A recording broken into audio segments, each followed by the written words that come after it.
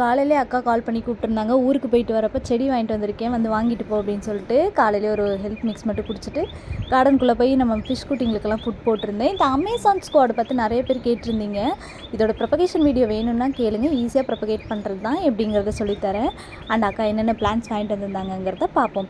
Rose plant வந்து அவங்க ஊரில் ஃபேமஸ்ன்னு சொல்லியிருந்தா, அதனால் ஒரு கலர் டிஃப்ரெண்ட் கலர்ஸில் வாங்கிட்டு வந்திருந்தா. இது வந்து பிளாக் கலர் ரோஸ்ன்னு சொல்லியிருந்தா, எனக்கு பார்க்குறக்கு மெரூன் கலர் ஷேட் மாதிரியே இருந்தது.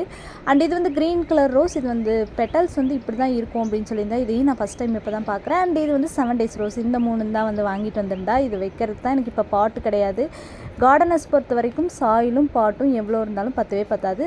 அண்ட் இது வந்து பேஸ்கெட் பிளான்ட்டு.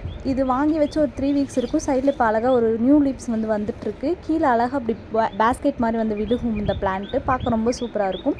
அதுக்கப்புறம் லில்லிஸ்லேயுமே இன்றைக்கி வந்து ஃப்ளவர்ஸ் வந்து விட்டுருந்து. மழை வரப்பெல்லாம் போய் லில்லிஸ் பார்ப்பேன், அப்போல்லாம் பூவே பூத்துருக்காது. ஆனால் இன்றைக்கி வந்து பூவிட்டு இருந்துச்சு. அப்போ ஊட்டி போனப்போ நிறைய கட்டிங் செட் வந்துருந்தார் டிஃப்ரெண்ட் ஷேட்ஸில். அதெல்லாம் வந்து பதியம் போட்டு வச்சுருந்தேன். வந்தால் வரட்டும், வரலைனாலும் பரவாயில்லன்னு சொல்லிட்டு. ஆனால் எல்லாத்துலேயுமே நியூ லீவ்ஸ் வந்து இன்றைக்கி வந்து கார்டனில் வந்திருக்கு. வச்ச பிளான்ஸ் எல்லாமே வந்து கொஞ்சம் இம்ப்ரூவ்மெண்ட் இருக்குதுன்னு தான் சொல்லணும். அதேமாதிரி ரோஸ் செடிகள்லேயுமே 2 பூ வந்து இன்றைக்கி பூத்துருந்தது.